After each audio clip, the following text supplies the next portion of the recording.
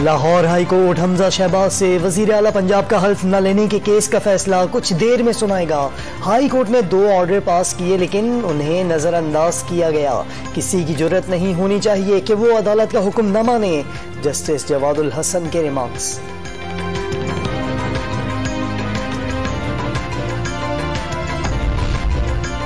मस्जिद नबवी का तकद्दुस भुलाकर सियासी नारेबाजी करने वाले कुछ पाकिस्तानी गिरफ्तार।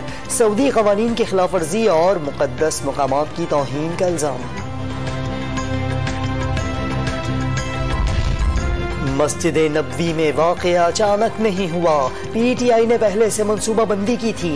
चाहें तो उनके घरों से निकलना बंद कर दें। वफाकी वजीर दाखिला राना सनाउल्लाह का मुखालफत में हद अबूर न करने का मशवरा। तहरीक इंसाफ का कोई वर्कर मस्जिद नबवी के वाक़ये में मुलव्विस नहीं। प्राइम मिनिस्टर के खिलाफ जो रद्द-ए-अमल आया वो ऐसे मुकद्दस मुकाम पर नहीं आना चाहिए था। फवाद चौधरी की वजाहत। शेख रशीद ने मदीना वाक़ये को पाकिस्तानियों के जज्बात करार दे दिए। वज़ीर ख़ारजा बिलावल भुट्टो ज़रदारी की दौरे सऊदी अरब के दूसरे रोज़ मस्जिद नबवी में आमद और नमाज जुमा की अदायगी। पाकिस्तान की सलामती और जमहूरियत के इस्तेहकाम के लिए खुसूसी दुआएं भी की।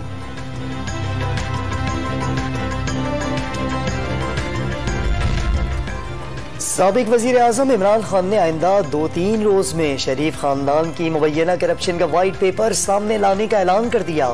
30 लाख लोग लेकर इस्लामाबाद पहुंचने का दावा।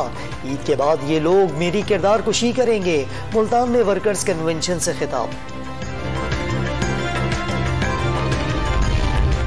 और मजलिस वहदत मुस्लिमीन की जानिब से मुल्क भर में यौमुल कुद्स पर एहतजाजी मुजाहिरे।